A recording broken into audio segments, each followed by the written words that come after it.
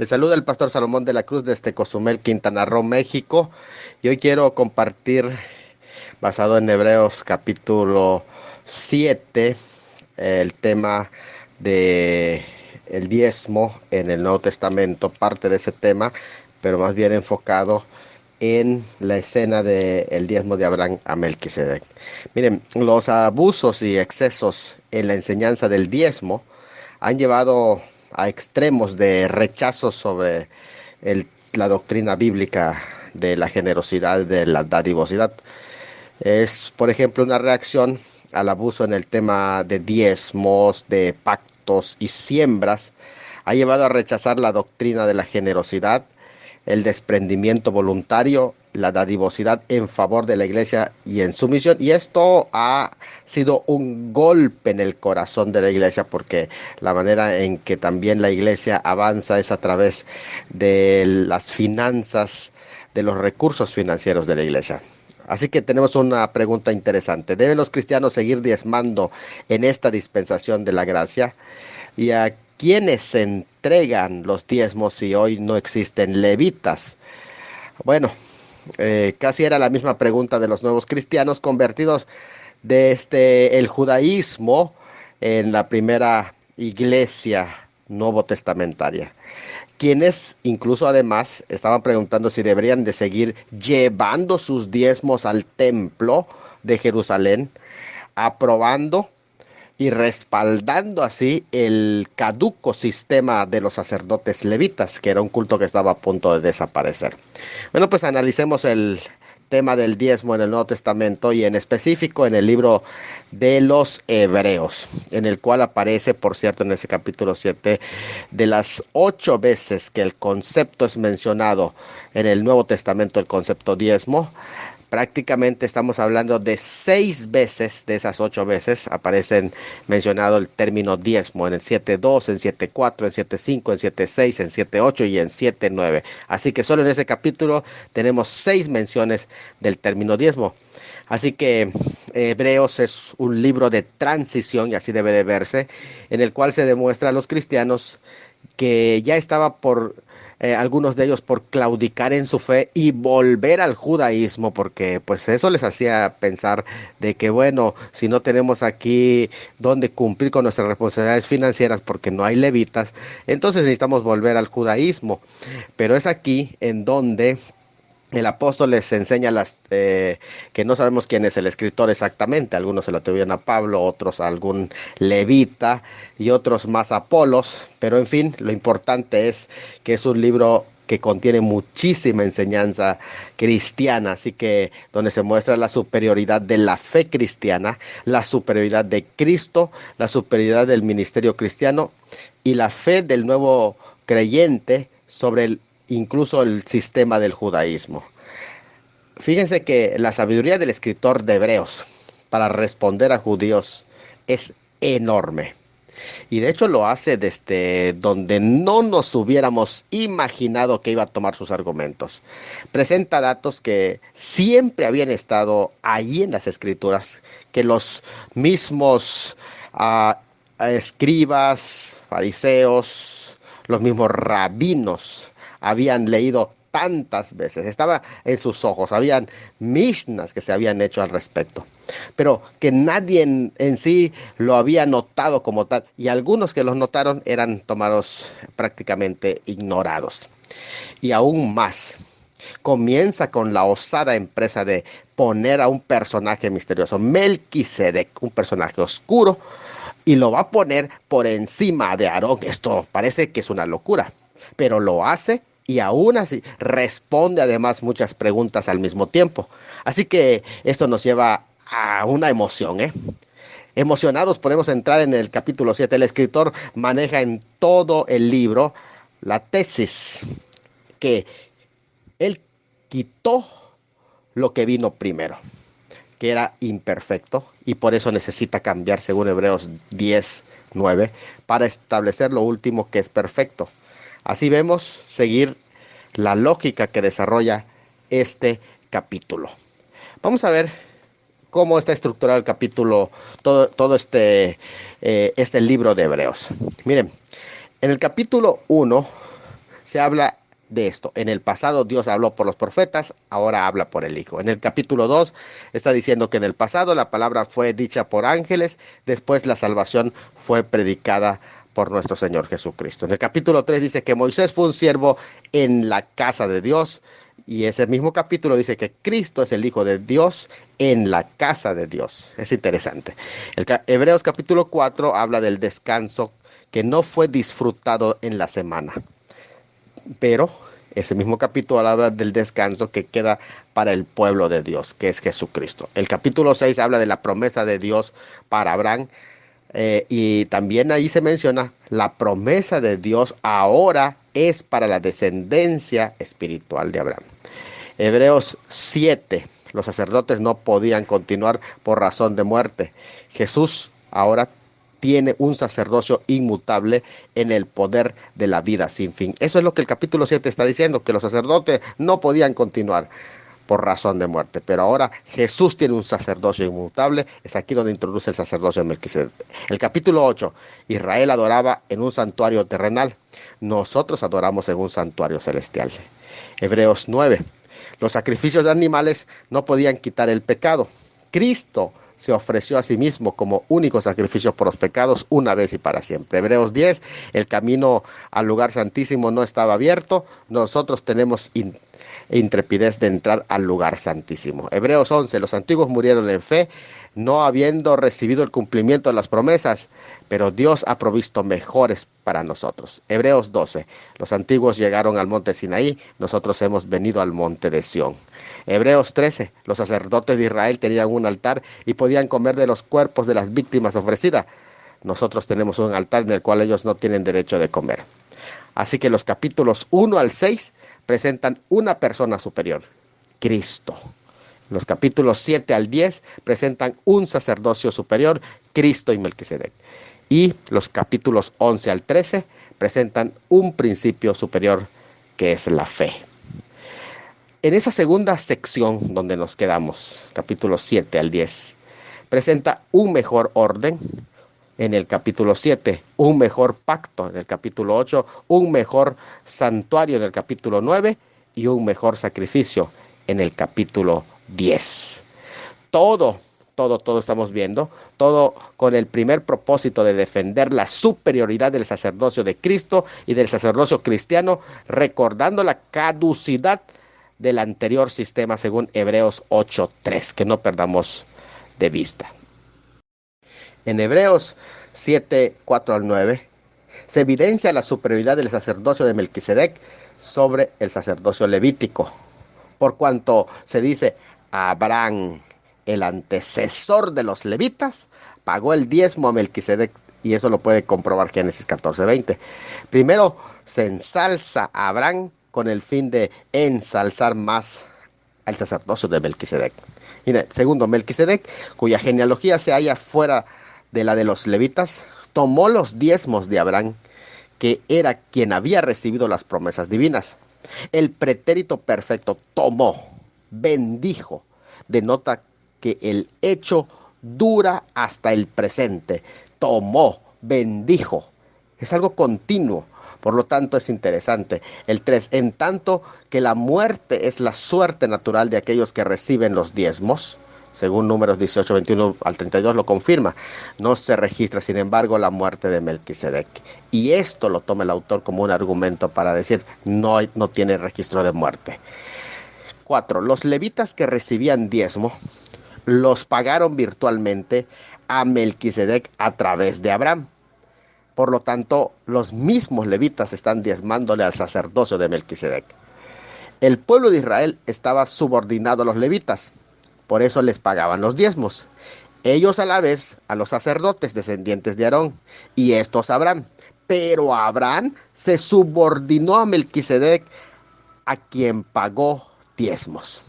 Miren, ningún sacerdote de línea de Aarón se sentó jamás en el trono. De hecho, los sacerdotes no se sentaban, pues su trabajo no acababa.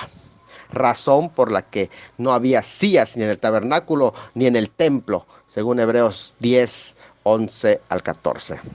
Los sacerdotes levíticos ministraban bajo un código temporal y por tanto imperfecto, Sin embargo, ahora los cristianos bajo el mandato del antitipo de Melquisedec, el Cristo resucitado, ministramos bajo un orden perfecto, ya que nuestro sumo sacerdote permanece por siempre. Así lo dice 7, 11 y 12. Miren, ningún judío tenía problemas en dudar que el diezmo figuraba en la ley y era cosa que debía practicarse como principio escritural. Había tantos pasajes como Levítico 27, 30 al 33, Número 18, 21 al 24, Deuteronomio 12, 14, Deuteronomio 26. Bueno, lo que los nuevos cristianos cuestionaban no era si tenían que diezmar o no, era si este era un elemento continuo o discontinuo, y si era continuo, ¿a quién debía de entregarse? Ya que la ley manda entregarlo a los descendientes de Leví, los levitas y los sacerdotes. Entonces, la cuestión aquí es, ¿era un elemento continuo? Bueno, sí.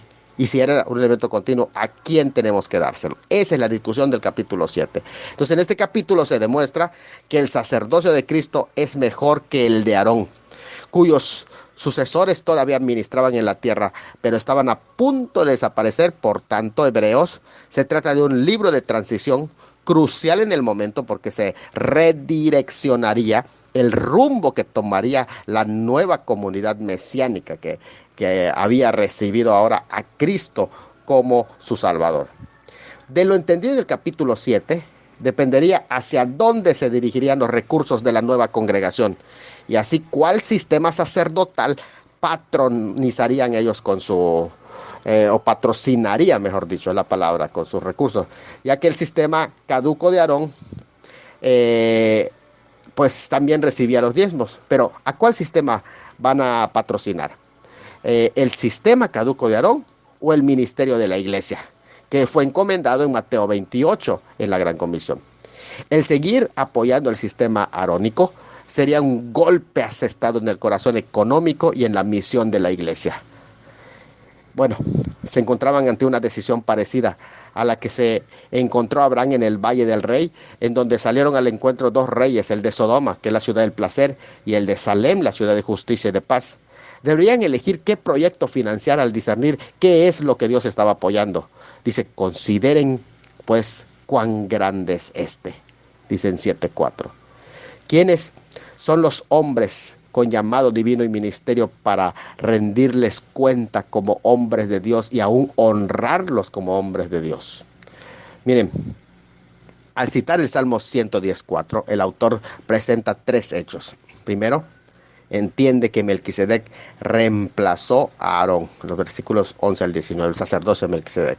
Los dos sacerdocios no pueden operar al mismo tiempo. Al establecer el nuevo orden, era porque el anterior es débil, es ineficaz, imperfecto en cuanto a institución y a posición. Aarón no fue ordenado por juramento de permanencia. 3. Aarón y sus sucesores murieron, pero Cristo vive para siempre. Al tener una vida interminable, no necesita entonces ser reemplazado. De ahí que se ve que la superioridad del orden del sacerdocio de Melquisedec al arónico queda demostrado históricamente porque Abraham honró con el diezmo a Melquisedec por sobre Aarón. El diezmar era una costumbre antigua del Medio Oriente antes que se ordenara en el Antiguo Testamento en la ley. Incluso se atestigua en la literatura grecorromana. O sea, el autor va a la primera vez que esa práctica es mencionada en el Antiguo Testamento, es decir, en la historia bíblica. No estamos hablando de la historia universal, sino dentro de la historia bíblica. Más tarde los diezmos serían entregados a los descendientes de Leví, que son descendientes de Abraham, según Números 18:26, segundo de Crónicas 31, Nehemías 10, etc. Pero sería solo hasta 500 años más tarde que Abraham presentara el diezmo a Melquisedec, en el que se legislaría prácticamente este tema en la ley para los levitas. Por tanto, Melquisedec, y mencionado dos veces en el Antiguo Testamento, en Génesis 14 y en el Salmo 110, del que se ha heredado sus sacerdocios, según el 5:6 de Hebreos, es superior a Abraham y por lo mismo superior incluso por eso mismo a Leví. El judaísmo, que es atestiguando en los rollos del Mar Muerto esta expresión, reconocía dos personajes ungidos, un Cristo guerrero descendiente de David, por tanto de línea real, y un Cristo sacerdote de la tribu de Leví. Esto podemos respaldarlo en muchas formas. El escritor de Hebreos, usando como base legal el Salmo 110, ve ambas funciones cumplidas en un solo personaje futuro, Jesucristo, quien descendía de David por medio de su padre adoptivo, José, y María, su madre.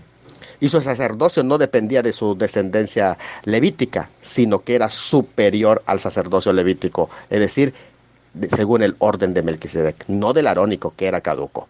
El versículo 18 del capítulo 7 utiliza el término legal para afirmar que el anterior sistema quedó en desuso y obsoleto, porque dice, está abrogado. Es un término legal, abrogado o anulado por otro sistema mejor. Y si se anula el sistema, tiene que cambiarse también la ley, desde luego. La política de la aristocracia en Jerusalén operaba por nombramientos y destituciones de sacerdotes por parte del Imperio Romano. Así entendían que lo que se elimina es el sistema administrativo, pero no los principios morales por los que se rigen. Es igual como cuando se cambia la administración, pero existen elementos continuos y otros elementos discontinuos. Eso sucede en cualquier gobierno. Lo que en este pasaje se trata es el orden, no los principios contenidos dentro del sistema. De este modo, el diezmo puede ser funcional tanto en un orden como el levítico, como en el otro orden de Melquisedec. Puede funcionar, aunque varía en la forma de su aplicación. Puede variar, y eso es dentro del contenido de cláusulas. Entonces, tendría que hablar de las formas distintas de dar el diezmo en un orden y en el otro orden, pero al final en ambas órdenes se da el diezmo. Lo único que cambiaría es la forma. Otras respuestas encontradas en la imagen de Melquisedec que tienen relevancia en el tema del diezmo son las siguientes. Número 1. Melquisedec es prueba de que aún en el mundo pagano hay remanente fiel. En medio de la apostasía gentil, el caso Melquisedec es señal de que Dios siempre conserva un remanente fiel y aún ahí tiene ministerios llamados y dignos de ejercer la función sacerdotal delante de Dios, dentro de los gentiles. 2. El nombre con que adora a Dios es una evidencia de Dios adorado entre los gentiles. El Elión, que es el Altísimo, también es llamado poseedor del cielo y de la tierra, y se entiende que fue transmitido de la primitiva revelación y no netamente un dios fenicio, como algunos piensan. Sugiere que el Dios servido por Melquisedec es el Dios verdadero y no uno de los dioses de las naciones circunvencinas. Otra nota interesante es que la hermenéutica judía no podía encontrar paralelismos de tipos para el sacerdocio levítico en el sacerdocio de Melquisedec, quien sacerdocio anticipaba el reinado mesiánico de justicia y paz, como lo dice el Salmo 9:6, Zacarías 6:13 y Hebreos 1:8-9. Sin embargo, en Jesucristo se nota un claro cumplimiento de antitipo, y esto es algo sorprendente. Hebreos 7:11-13 se habla de la orden de Melquisedec a semejanza de oficio. 5:6, 5:10, 6:20, a semejanza de Melquisedec, como de otra tribu, contrastado al de Leví, a la cual orden pertenece Cristo y todo el ministerio que preside como gran sumo sacerdote, y nosotros somos su pueblo de real sacerdocio, pero según el orden de Melquisedec, no de Levítico. 3. Que Abraham, padre de la nación judía, diera diezmo a un sacerdote gentil es prueba que el ministerio depende del llamado y no de genealogías. Decimos gentil porque no pertenecía al pueblo de Israel. De hecho, la bendición que le imparte a Abraham de parte de Dios no es un mero deseo, sino una intercesión autoritativa y eficaz como sacerdote. Tanto es transmitida a Abraham la prerrogativa del Altísimo como creador del cielo y de la tierra, como es llevada la gloria de Abraham y su victoria a Dios. Así que el sacerdote transmitía a los hombres los dones o bendición de Dios y a la vez daba a Dios los dones del hombre. El hecho de que dio, dice el término, dio significa que asignó su porción. Ese es un término muy interesante, dio. Diezmo de todo el botín tomado, Siendo que los diezmos se asocian con el sacerdocio, el sacerdote mediador lo recibía como garantía de que toda la propiedad del donador pertenecía al creador. Esto es interesante también. Por tanto, Melquisedec debió haber recibido una consagración especial sobre los demás patriarcas para ejercer el sacerdocio como Abraham. De otro modo, Abraham no le hubiera pagado el diezmo ni lo hubiera reconocido como tal. Por tanto, Melquisedec representó para Abraham a alguien a quien rendir cuentas en la tierra. Su función particular fue un llamado especial de Dios. No necesitaba comprobar su genealogía para ser rey sacerdote, lo cual ningún otro patriarca recibió tal llamamiento como rey a la vez que sacerdote. En todo caso, solo sacerdote de su casa. Pero esto es interesante. La razón por la que tiene autoridad de bendecir al menor es porque tiene autorización divina para realizar su propósito como bendición patriarcal. Si bien Cristo no pagó los diezmos a Melquisedec en Abraham, pues nunca estuvo en sus lomos por medio del Padre, aunque sí por medio de madre de quien toma su humanidad, mas no por naturaleza carnal o pecadora.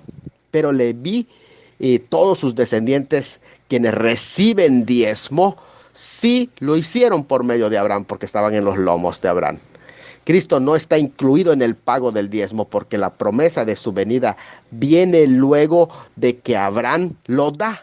Abraham da el diezmo y luego viene la promesa de su venida en Génesis 15. Cristo no necesita pagar el diezmo al sacerdote para que se haga propiciación por sus pecados, pero lo hizo para cumplir toda justicia. Es decir, el pecado le afectó en forma judicial o legal, pero no en forma natural. Melquisedec representaba la dispensación de la promesa por la fe que nunca fue abolida. En tanto, Abraham representaba el inicio de la dispensación temporal de la ley hasta la aparición del Mesías, que sería rey y sacerdote perpetuo. Esto se prueba por el hecho de la circuncisión. La dispensación de la ley fue un paréntesis, por tanto, algo suplementario y de paso entre la dispensación abrámica de la promesa de gracia y su cumplimiento perdurable en la venida de Cristo. Y eso se puede probar en Romanos 5:20, Gálatas 3:6 al 4:7. De la misma manera, el sacerdocio levítico era parentético y temporario entre el típicamente permanente sacerdocio de Melquisedec y su realización antitipa en Cristo, el sempiterno rey y sumo sacerdote, el cual es a su vez el arquetipo de Melquisedec ya cumplido. Así que Melquisedec fue el primero y el último rey sacerdote hasta la llegada del antitipo, que es Cristo. Melquisedec, por tanto, permanece como tipo. No hay otro tipo. O sea, el sacerdocio arónico no es tipo. Melquisedec es el primero y el último rey sacerdote hasta la llegada del antitipo, que es Cristo. Melquisedec, por tanto, permanece como tipo hasta tanto llegar el antitipo a cumplir lo que representaba Melquisedec. Así que Melquisedec vive para siempre en su capacidad oficial, siendo continuado su sacerdocio en Cristo. Sin muerte, sin constancia o sin registro histórico, se expresa con el término vive. Es interesante, vive con el fin de destacar al tipificado Cristo. Por lo tanto, las bendiciones que Abraham tenía antes de su encuentro con Melquisedec son las generales y la específica de simiente natural y así de Leví.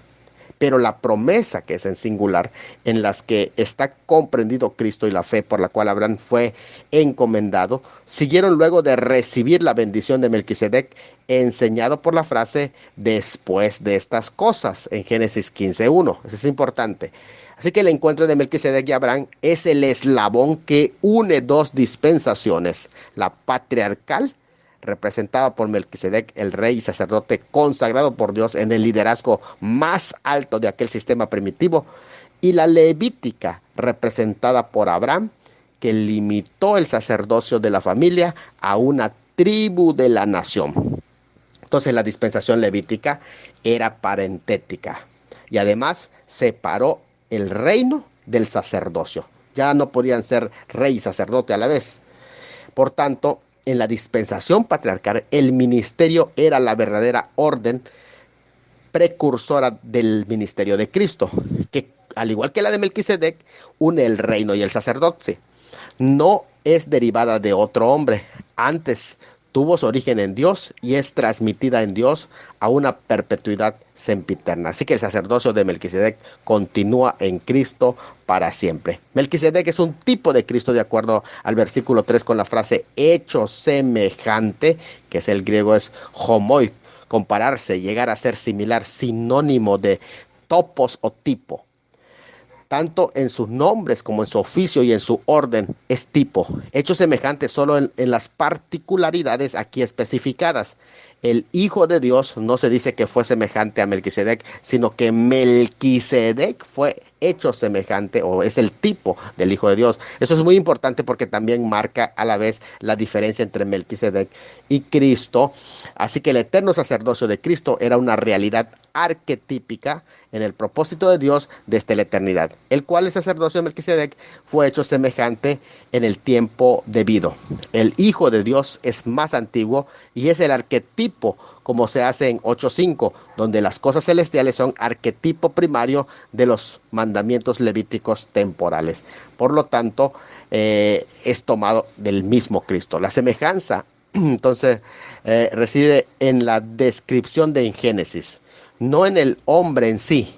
Es una comparación cuya utilidad es solo el paralelismo, eso no debemos de perderlo de vista. Se consta el inicio y el fin de los días del desempeño de funciones de Aarón, pero no el de Cristo. Así que el principio del diezmo era un elemento financiero continuo en la dispensación de la gracia, pero lo que cambiaba era la forma de hacerlo. Deberían volver al modelo original, como lo había hecho el padre Abraham y no como lo hacía el pueblo bajo la ley, entregándolo en manos de los sacerdotes levitas. Melquisedec no exigió el diezmo de Abraham del modo que los sacerdotes levitas impusieron el diezmo a sus compatriotas israelitas tiempo después. Fue por voluntad propia que Abraham dio a Melquisedec el diezmo del botín, porque le reconoció como representante de Dios y su deber de rendir cuentas a alguien aquí en la tierra. Lo que este representante hace recibirlo con pan y vino y otorgar la bendición es lo que todo enviado de Dios debe hacer con sus hermanos que voluntariamente se acercan para entregar honra a Cristo.